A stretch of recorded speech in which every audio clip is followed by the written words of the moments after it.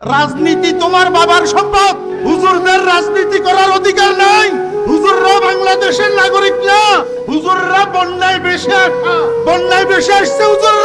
হুজুররা রাজনীতি করতে জানে না। বাংলাদেশে এমনও হুজুর আছে তোমার মতো পলিটিশিয়ানকে 50 বছর ক্লাস করাইতে পারে। হুজুর দেখলেই মনে করে কিছু বুঝে শুধে না। আমি তো বলি আলহামদুলিল্লাহ, কোনো অহংকার নয়। আমি ফরিদউদ্দিনের মতো 5-7 জন আলেম যদি সংসদে থাকে, কোন নাস্তিকের বাচ্চার সেখানে ইসলামের বক্তৃতা দেওয়ার কোনো ক্ষমতা না। তুমি সংসদে প্রার্থী হতে পারবে, হুজুর সংসদে প্রার্থী হতে পারবে না। কিরে বেটা সেরুমিয়া রেজুমিয়া, হালি সহ তো 4 আনা লাগিস না যে লোক। হালি সহ 1 হালি অত্তর করলে 4 আনা মূল্য হয় না। এমন মানুষ যোগ্য বিজ্ঞ ওলামায়ে কেরামের বিরুদ্ধে ফেসবুকে কলম দেওয়ার শরম নাই।